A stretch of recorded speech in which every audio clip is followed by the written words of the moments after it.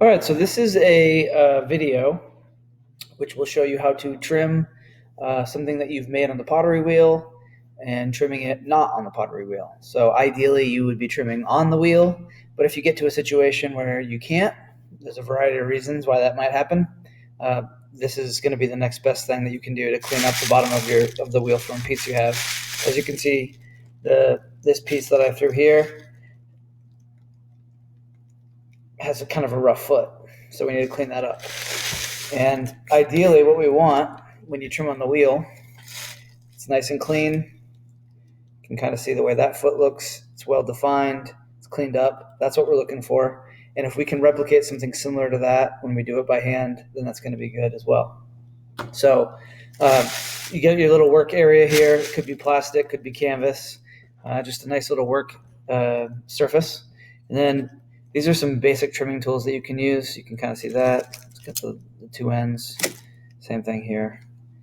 There's better tools out there that can be used, but this is a pretty basic one that will work just fine. So first thing we want to do usually is just clean up the sides of this thing. So find a position where you're comfortable. Maybe it's going to be something like that. Find a tool that seems like it's going to work for what you're trying to do, and you'll see what I'm going to do here. I'm just going to start, and my clay is still soft, which is what we want. If it's drier, this becomes a harder task to accomplish.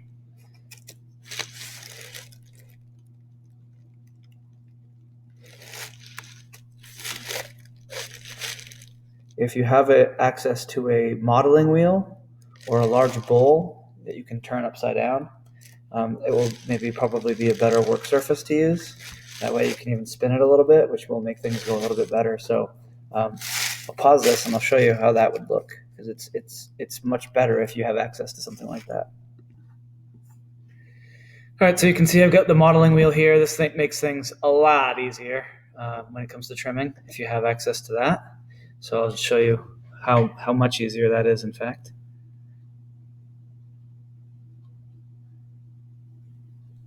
It's just going to make it go quicker, more efficient. And sometimes that will result in you doing a better job. I'm still just going around the outside edge here to clean off this excess clay. It's kind of coming over the edge. And you can see basically what I'm doing is I'm using the flattest part of the tool, the longest and flattest part. And I'm kind of like peeling potatoes here.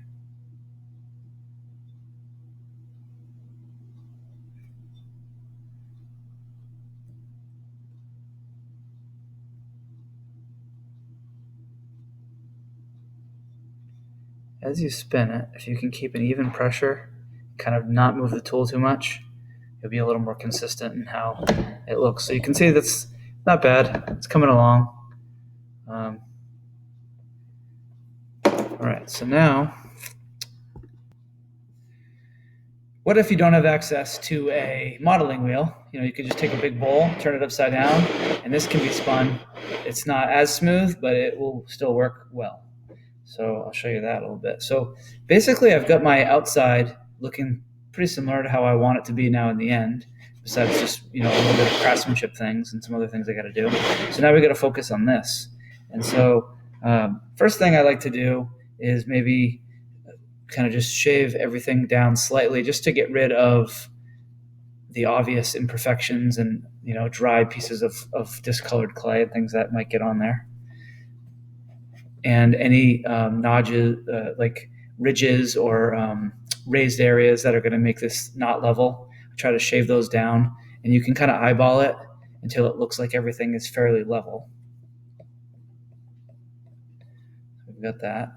And now the process I always like to do in trimming is to leave a outer edge, come in like a half of an inch, a quarter of an inch, and then sink it down like I did with the on the wheel trimming demo. Sink it down and then make the middle match that depth.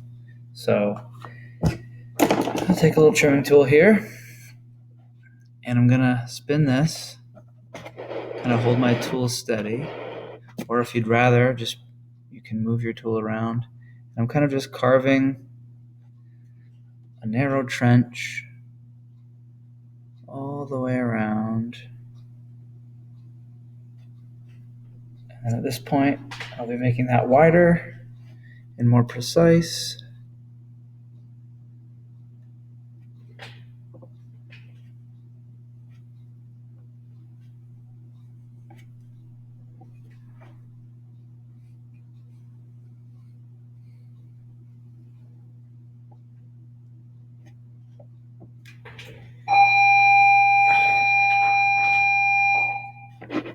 All right, you can see where we're at right now.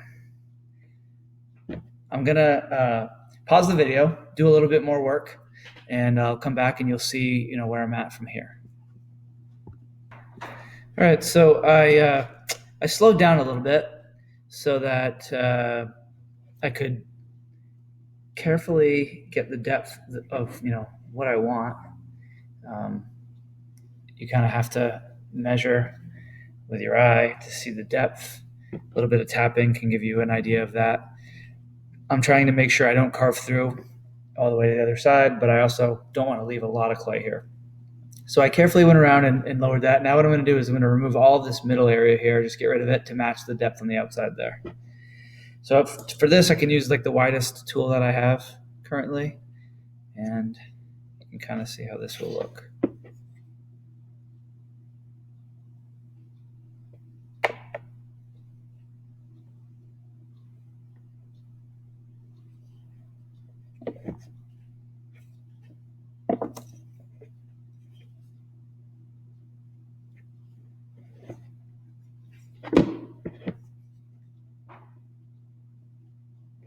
In terms of being symmetrical and nice and neat, I'm not really worried about that right now. I'm just worried about removing all of that clay, and then I'll go in later and make it look more symmetrical and trying to replicate the look of what it would be if we were trimming this on the pottery wheel. And one reason why you might be doing this that I neglected to mention earlier is maybe you've thrown something on the wheel in which the lip is not level, which will make trimming on the wheel very difficult because it's hard to turn it upside down. If the lip is not level, it will be off center and wobbly. Another reason you might not trim on the wheel is if the thing that you threw on the wheel is quite tall. That can sometimes make it difficult as well.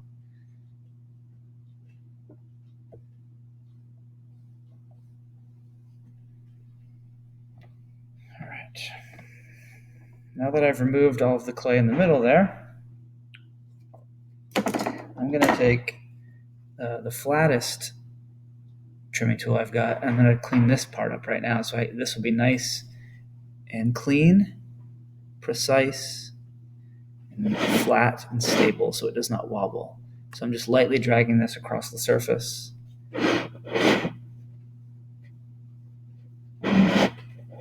Trying not to shave too much away or to create any gouges. Just trying to make it nice and level by lightly pulling it.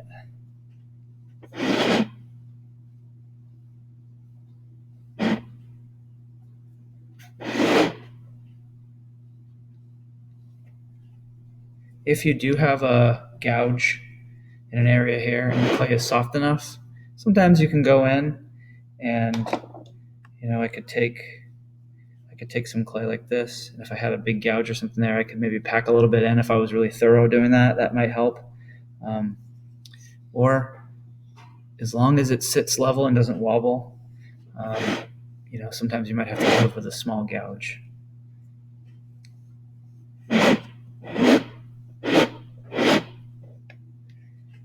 All right.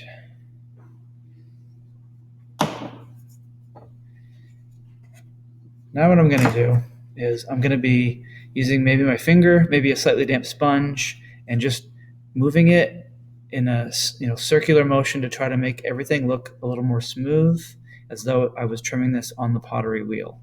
And in addition to finger and slightly damp sponge, I can also be using the tool to do that as well. And this is where if you have something that can rotate a little bit, you're going to be in. It's just going to be much easier when you do this stage. So I'll show you what I'm doing here. Moving the tool circular, number one, to get rid of any of the ridges that are still in that sunken area from when I was shaving the clay away.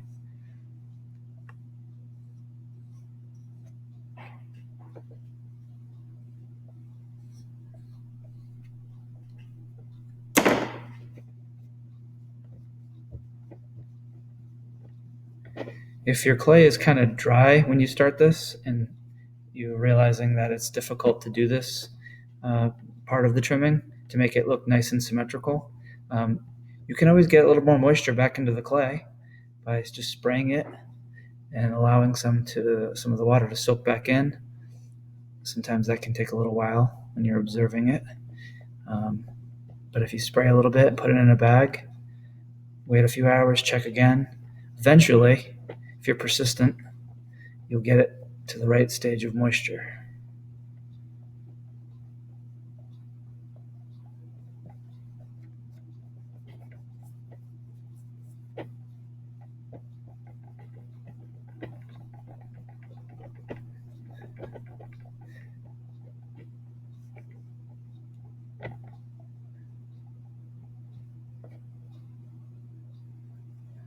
All right, so you can see what I'm doing. I'm going to pause the video again. You can kind of see where we're at right now. I'm going to continue to refine this, and we'll come back and I'll wrap this up. All right, so you can see now I've got this sitting here. It's not wobbling, it's sitting level, which is what we want. You can kind of see the profile looks cleaner. And then this is kind of what we've got on the underside. That's how it looks. Now, here's what I'm going to do. Here's what I would recommend. This clay is still soft, and I can smooth things out still pretty easily. I've got it where it's pretty much the way it's going to be.